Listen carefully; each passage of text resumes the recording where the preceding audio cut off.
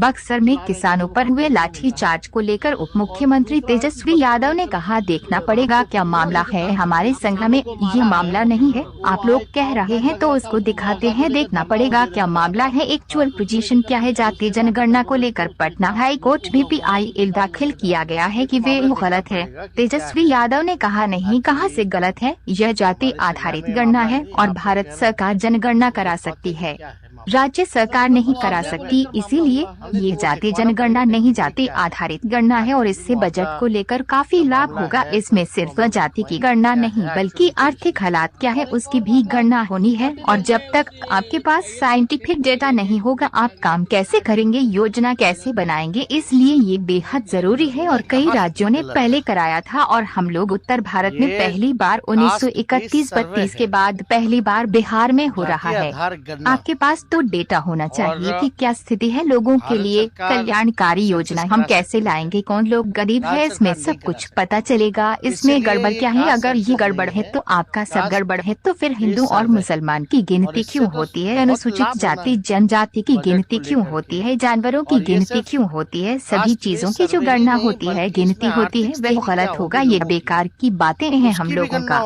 मकसद है ground reality को जानना और कौन लोग हैं जो भीख मांगते हैं, वे कौन लोग हैं, कचरा ढोने वाले लोग कौन है, नाली साफ करने वाले लोग कौन है, ठेला चलाने वाला, मजदूरी करने वाले कौन लोग हैं, कौन लोग एक कमरे में अपनी जिंदगी बिताते हैं, कौन भूमिहीन लोग हैं। यह जब तक नहीं पता चलेगा, आप काम कैसे कीजिएगा, आप गरीबी खत्म कैसे कीजिएगा, आप लोगों को मुख्य धारा में कैसे लगेगा, सबको बराबरी का मौका कैसे मिलेगा। तो जो लोग इस पर सवाल खड़ा कर रहे हैं, या विधानसभा हो या परिषद, दो बार हर जगह से दो बार पारित हुआ, सर्वसहमति से पारित हुआ। प्रधानमंत्री से भी जब हमने प्रस्ताव रखा गया मुख्यमंत्री के सामने, उस वक्त बीजेपी भी हमारे साथ ही, विधानसभा के जितने दल हैं सब गए थे प्रधानमंत्री से मिलने हो। और जब भारत सरकार ने मना कर दिया है कि नहीं करेंगे, तब वापस आकर हम लोगों ने फैसला लिया कि कराएंगे। इसमें कौन सी बड़ी बात है। और कराने से पहले बैठक भी बुलाई गई जिसमें भाजपा के लोग भी शामिल थे, उन लोगों ने भी सहमति जताई थी, उन लोगों ने भी कुछ सुझाव दिए थे, उसके बाद ही काम शुरू हुआ है।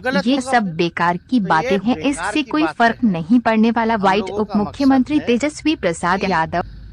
ग्राउंड रियलिटी को जानना और कौन लोग हैं भाई, आप बताइए। भीख मांगते हैं लोग, वो लोग कौन लोग हैं, कचरा धोने वाले लोग कौन है, सीवरेज साफ करने वाले कौन है, ठेला मजदूरी करने वाले कौन लोग हैं, कौन लोग जो है एक कमरे में अपनी ज़िंदगी बिताते हैं, कौन लोग हैं जो भूमिहीन लोग हैं।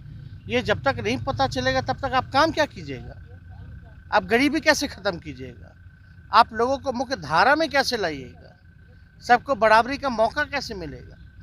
तो जो लोग भी इस पे सवाल खड़ा कर रहे हैं, यहाँ विधानसभा हो या परिषद हो, दो बार पारित हुआ सर्वसम्मति से, सब दलों के सहमति से।